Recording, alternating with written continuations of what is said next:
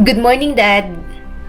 Mahinang bati ni Denise sa amang si Felipe nang makaupo na sa harap ng mesa para kumain ng agahan. Denise, wala ka bang gustong sabihin sa akin ngayon? Wala naman po, Dad.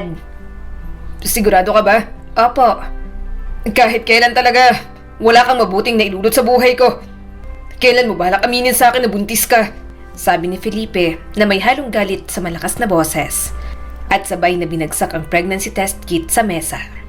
Nanlaki ang mga mata ng dalagang si Denise sa sinabi ng ama. Nanginig din ang mga kamay niya sa sobrang takot na nadama ng mga sandaling iyon. Parang gusto niya nalang maglaho sa mundo. Bakit hindi mo pa rin binubuka ang bibig mo para sagutin ang tanong ko? Dad, I'm sorry. Sasabihin ko naman po talaga na buntis ako. Kaso naunahan niyo na po ako. Nag-iipon pa po kasi ako ng lakas ng loob para ipaalam sa inyo. Alam ko po na hindi kayo matutuwa sa balitang to. Sino bang ama ng batang yan? Pananagutan ka ba ng nakabuntis sa'yo? Si Kyle Hermoso po ang ama ng baby ko, Dad. Hindi niya po ako kayang panagutan dahil hindi niya po ako minahal kahit man lang kaunti. Kamakailan ko lang nalaman na hindi niya ako minahal ng tapat at totoo. Denise, matalino kang tao pagdating sa maraming bagay.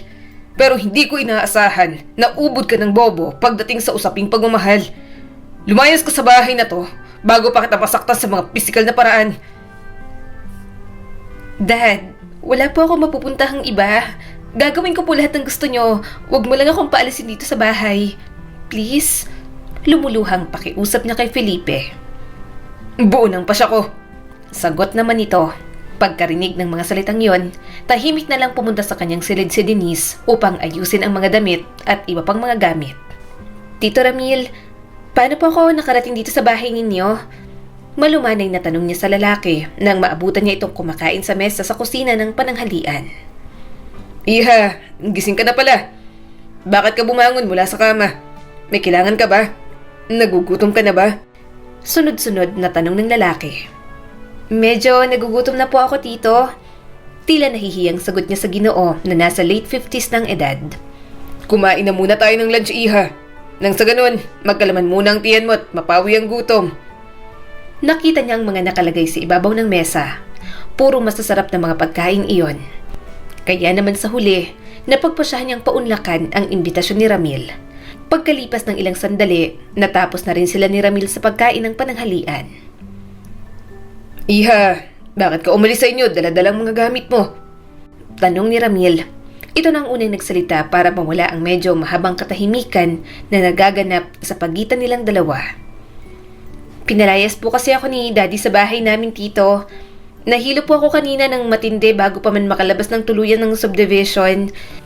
Yan lang po ang naaalala ko bago ako nagising dito sa loob ng bahay ninyo. Mabuti at nakita ka ni Rafi nung nahilo ka sa daan. Bago ka pa tuluyang bumagsak sa semento, maagap ka niyang nasalod ang mga braso niya. May pasyente siya na naghihintay sa klinik, kaya dali-dali ka lang niyang pinahiga sa kama at iniwan, Denise. Bakit ka pala pinalayas ni Felipe sa bahay ninyo, Iha? May malaking pagtatakang tanong sa mukha ni Ramil. Nabuntis po kasi ako ng boyfriend ko at ayaw akong panagutan nung nalaman na magkakaanak na po kami, Tito.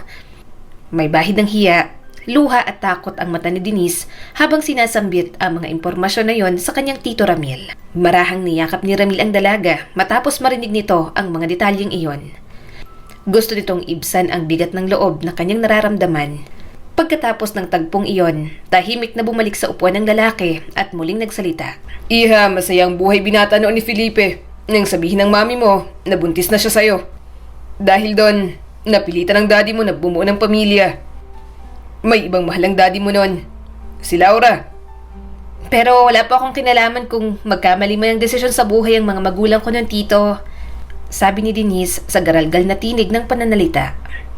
Alam kong wala kang kasalanan sa mga pasyon ni na Felipe at Dina noon. Ginawa ni Dina ang lahat ng makakaya para mahalin siya ng daddy mo. Pero hanggang sa huling sandali ng buhay ng mami mo, hindi siya ang laman ng puso ng tatay mo. Naputol ang madamdaming pag-uusap na yon tungkol sa mga magulang ni Denise nang biglang dumating sa bahay ang dentistang si Rafi.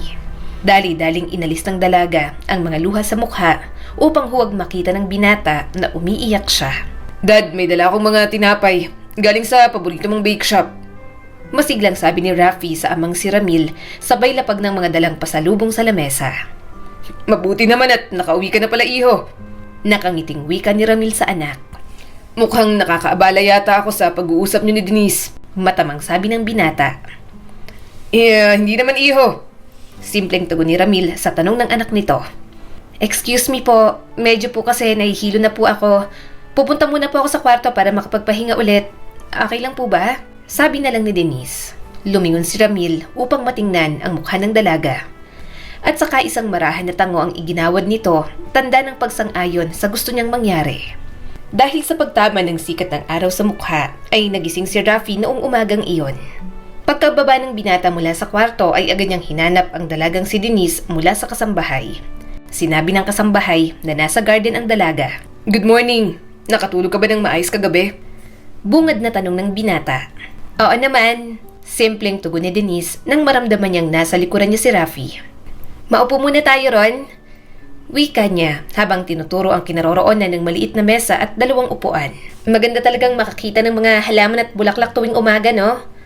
Tama ka dyan, Denise. Pero bakit? Bakas naman yata ang labis na lungkot sa mukha mo habang sinasabi ang mga salitang yan. Raf, salamat. At ikaw ang nakakita sa akin nung malapit na akong tumama sa semento sa kalsada. Malumanay na sabi ni Denise habang pinagmamasdan ang paligid. Dadalhan ko sana kayo ng paella sa bahay nyo. Dahil alam kong paborito mo yon.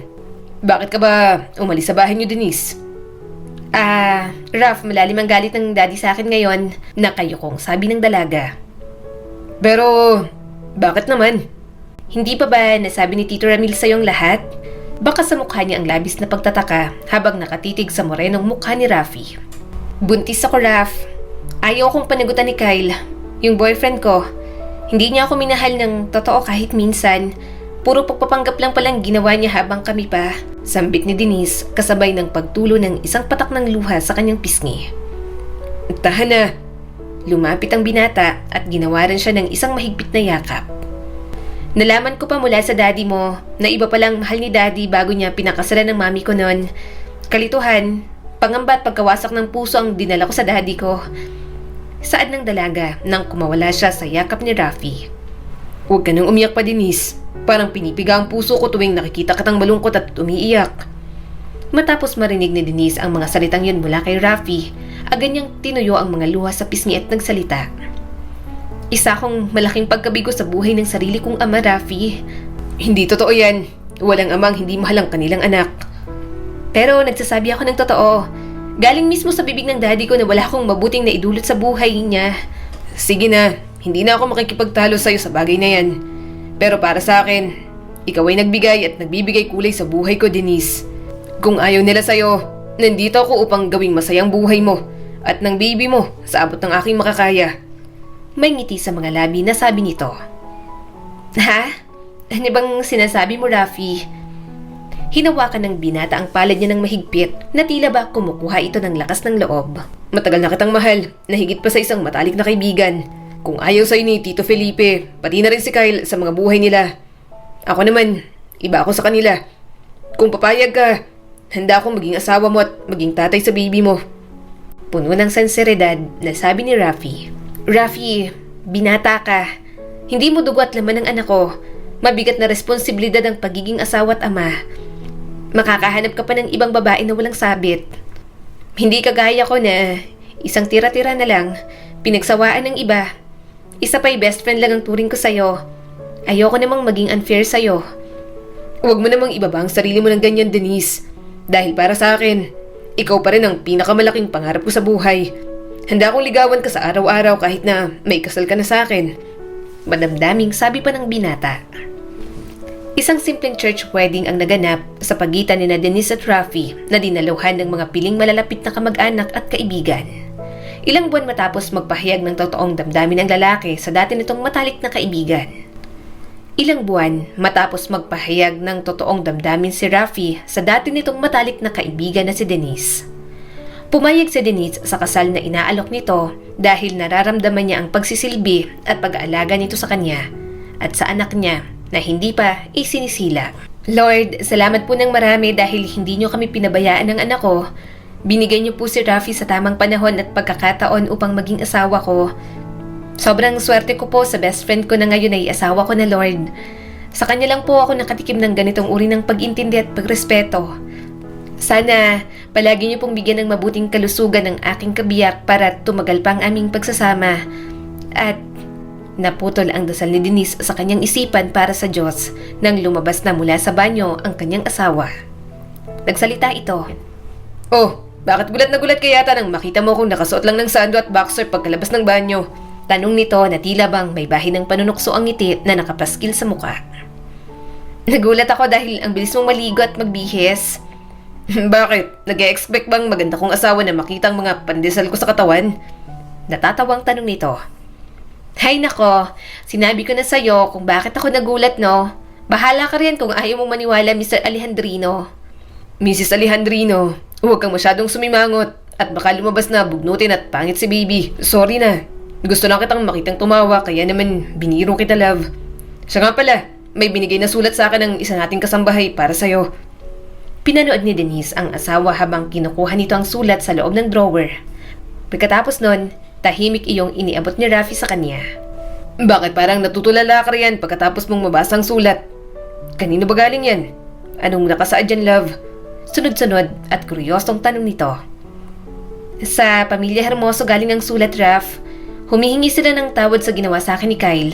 May kasamang admission slip ang sulat na nagsasaad na nasa rehabilitation center na ngayon si Kyle dahil nalulung siya sa paggamit ng pinagbabawal na gamot. Matapos marinig ang mga impormasyon na yon mula sa mga labi ng asawa, isang mataman na sulyap ang ibinigay nito. Bakit mo ako tinitingnan ng ganyan, Raf? Mahal mo pa ba si Kyle? Seryosong tanong nito sa kanya. Ano ba naman klaseng tanong yan, Raf? Ikaw ng asawa ko ngayon. Wala ka na dapat ikaselo sa tao na yon. Denise, uulitin ko ang tanong. Mahal mo pa ba si Kyle? Hindi na. Mahal kita. Mahal na mahal kita, Denise. Madamdaming sabi nito habang mahigpit na hawak ang isang palad niya. I love you too. Sambit niya pagkatapos isang matagal at maalam na halik ang ginawad niya sa kanyang asawa. Ang sarap palang marinig ng I love you mula sa'yo, love. Parang sobrang daming kilig at tuwang nanunuot sa buong puso at katawan ko. Love, wala kang dapat ikaselos kay Kyle. Parte na siyang nakaraan ko. Ikaw ang kasama ko ngayon na buntis ako. Sa'yo ko lang naranasan ng sobrang kapayapaan na hindi niya binigay sa akin kailanman. Hindi na ako magiging malaking tanga ulit para itapon ng isang katulad mo. Pero ako pa rin ang higit na swerte dahil pinakasalan mo ako, love. Walang sino mo nang pwedeng manakit sa'yo at sa baby na nasa sinapupunan mo ngayon. Wika ni Rafi habang yakap siya at hinahalikan sa noo. Raf, magkwento ka naman, please. Hindi pa kasi ako inaantok. Ano naman ang gusto mong marinig na kwento mula sa akin, love? Halos lahat naman kasi sa buhay ko. Alam mo na. Malambing na sabi ni Rafi sa asawang si Denise habang marahang hinahaplos ang isang bahagi ng pisngi nito. Paano ba nagsimulang love story ng mga magulang mo? Isang spoiled brat ang mami ko. Ayaw niya kay daddy nung una. May boyfriend kasi siya nung pinakilala sa kanya ni lolo si daddy. Isa pa, mahirap si daddy. Gusto ni mami na makapangasawa ng kapwa mayaman. Mayamang lalaki ang gusto ni mami na maging ama ng mga anak niya dahil ayaw niyang mahirapan sa buhay ang magiging anak nila. Hanggang sa malaman niyang niloloko siya ng boyfriend niya nun. Pera lang ang gusto sa kanya. Pinakita ni daddy kay mami na hindi naman kailangan maghagandang asawang mayaman para magkaroon ng masayang pamilya. Kung marunong mangarap at magsumikap para matupad ang pangarap, tiyak na uunlad ng isang tao. Pagsisilbi din ng language of love ni daddy kay mommy. Masyadong pihikan si mami sa pagkain ng mga panahong buntis siya sa akin. Tanging mga luto lang ni daddy ang gusto niyang kainin. Pinagsasabay ni daddy ang mga gawain nun sa asyenda, pati na rin ang pag-aalaga kay mami.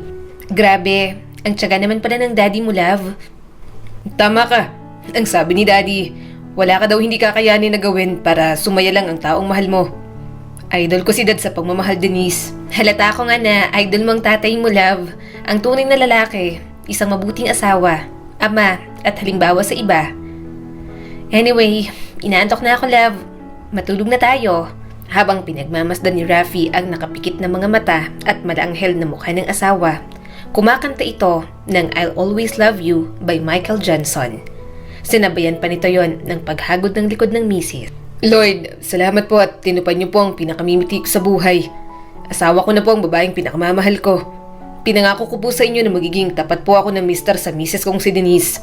Sana po, kayanin ni Denise na ilabas ang baby namin ng matiwasay at payapa kapag dumating na ang tamang oras ng panganganak niya. Taos pusong pagdadasal nito bago makatulog. Kumusta ng pakiramdam niyo, Dad? Bungad na tanong ni Denise sa kanyang ama nang sa wakas ay magmulat na ng mga mata si Don Felipe. Bakit ka nandito, Denise?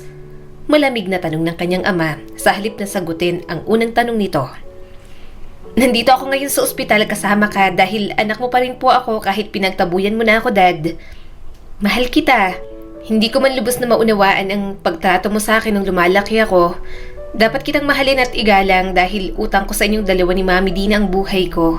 Puno ng sinseridad na sabi ni Denise habang diretsyong nakatitig sa mga mata ng ama na nakaratay sa hospital bed. Nasangkot si Felipe sa isang car accident. Mabuti na lang at hindi ito namatay sa naturang aksidente.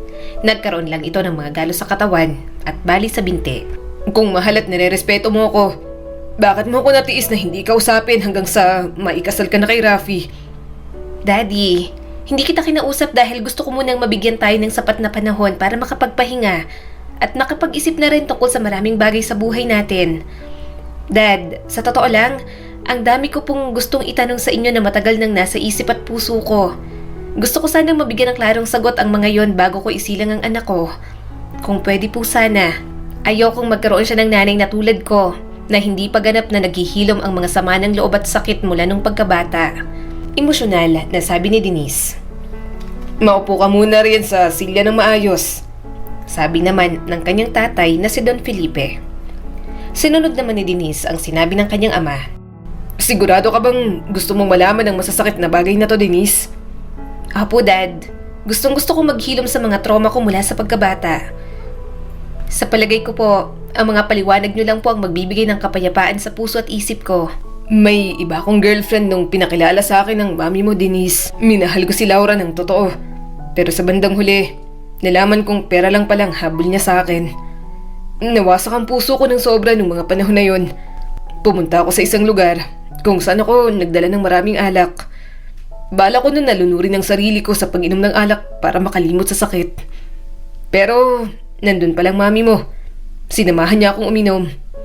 Nabuo ka dahil nalasing kami ng gabing yon. Kahit alam ko na nabuntis ko ang mami mo nung mga oras na yon, pinili ko pa rin bumalik sa totoo kong mahal kahit alam ko na peke ang pagmamahal niya sa akin. Ang kaso, ayaw pumayag ng mga pamilya namin ng mami mo na hindi kami maikasal. Nadawag akong mawala ng mana, kaya nagpakasal ako sa mami mo. Kahit, ang totoo, labag sa loob ko. Pwede po bang ituloy niyo po ang pagkikwento? Wika niya nang mapansin na tumigil ang ama sa pagsasalita nang makita nitong umaagos ang mga luha niya mula sa mga mata. Pakiramdam ko ay kinulong ako sa mga sitwasyon na hindi ko ginusto. At ang dahilan ng pagkakakulong ko ay dulot ng mga babae. Alam ni Dina na hindi ko siya kayang mahalin bilang asawa ko. Kahit ginawa niya ang lahat ng makakaya niya para alagaan ako bilang asawa niya. Pero nakiusap siyang huwag kitang idamay sa galit ko sa kanya. Subalit hindi ko nagawa. Denise, simula nang mawasak ang puso ko dahil sa pag-ibig sa isang babae, napagpasyahan kong maging babaero na lang upang makaganti kahit papano. Hindi humingi ng tawad sa akin ng lolo at lola ko sa pagwasak nila sa buhay ko. Kaya naman, inakala kong okay lang na hindi ako mag-sorry sa'yo sa tuwing nagiging malupit ang mga salita ko sa'yo. I love you, Dad. Kahit marami kang pagkukulang sa akin ay nagpapasalamat pa rin ako sa Diyos at naging daan ka para maisilang ako rito sa mundo. Ang pagkikwento niyo ngayon sa akin tungkol sa nakaraan, patunay na mahal mo ko.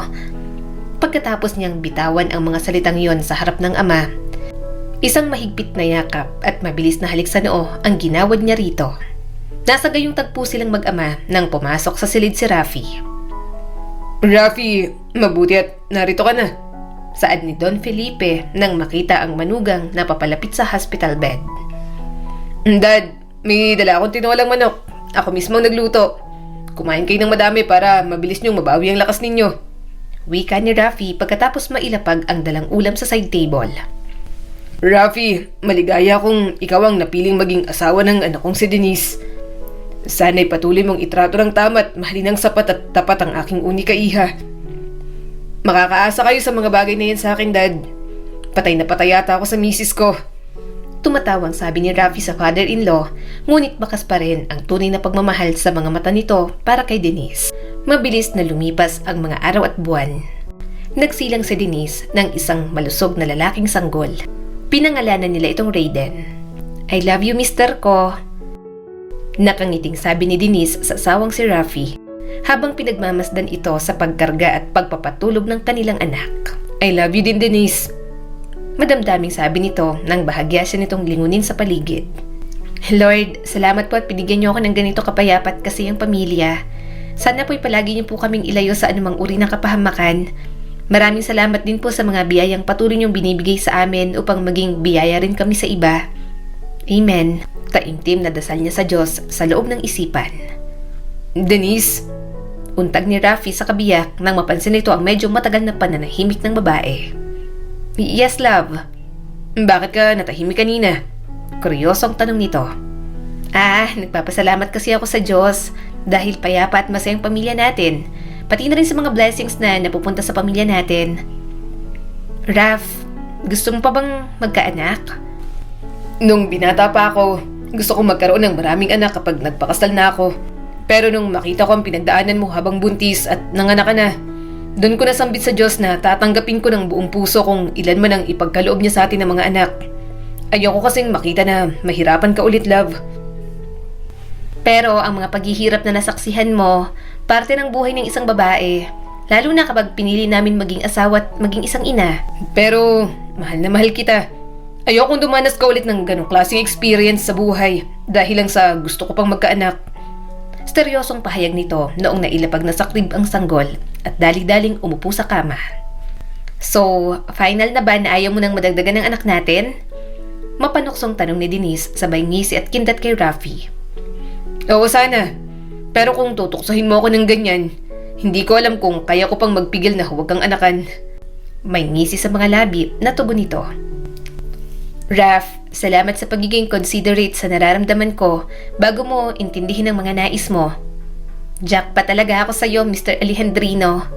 Love, masundan o hindi man si Raiden, ikaw pa rin ang prinsesa at reyna ng buhay ko. Kaya forever na akong may bibi sa tabi ko. Malambing na sabi ni Rafi sa asawa nito. Matapos sambitin ang mga katagang yon, isang maalab na halik sa mga labi ang pinagsaluhan ng mag-asawa. Ang halik na yon, kalaunan, nauwi na sa isang mainit na tagpo. Ang kwentong ito ay sumasalamin sa proteksyon na ipinagkaloob sana ng isang magulang sa anak laban sa mapanakit na mundo. Nakakalungkot lang isipin na may mga magulang na gaya ni Felipe. Imbis na maging mabuting tao para sa anak, pinili ang maling landas hanggang sa lumaki at nagkaisip na si Denise. Mas mahalaga na mauna palagi ang respeto kaysa sa pagmamahal. Kung marunong kang rumespeto ay marunong kang magmahal at magpatawad ng lubos. Sa tuwing dumaranas ng kagipitan at kabiguan sa buhay, huwag kalimutang tumawag palagi sa Panginoon. Sa pagmamahal at pag-akay ng Diyos ay hindi ka maliligaw ng landas kailanman. Walang gusot na hindi maayos sa mabuting usapan. Mas masakit ang sugat na hindi nakikita ng mga mata, pero malalim ang markang dulot sa puso. Tunay nga ang kasabihan na kayang pawiin ang lahat ng sakit sa paglipas ng panahon. Bago ka maghangad na maging isang magulang, siguraduhin ikaw ay magaling na ng lubos mula sa iyong nakaraan. Deserve ng bata o ng magiging mga anak natin na magkaroon ng magulang na may positibong pananaw sa buhay. Bilang babae, sikapin sana natin na ipakita ang tamang uri ng pagmamahal sa ating pamilya. Kapag walang respeto sa relasyon, walang pagmamahal, masakit makaranas ng mga kabiguan. Pero yon ay parte ng ating buhay. Hindi naman lubusang masama, bagkus ito ay nagiging daan pa nga para tumibay palalo ang loob natin. Bawat araw, lahat tayo ay may kanya-kanyang pinagdaraan ng problema. Kaya sana, piliin nating maging mabuti sa ating kapwa. Muli, ito po si Skylar Guro at sana may bago na naman kayong natutunan sa kwento natin ngayon. Maraming salamat po.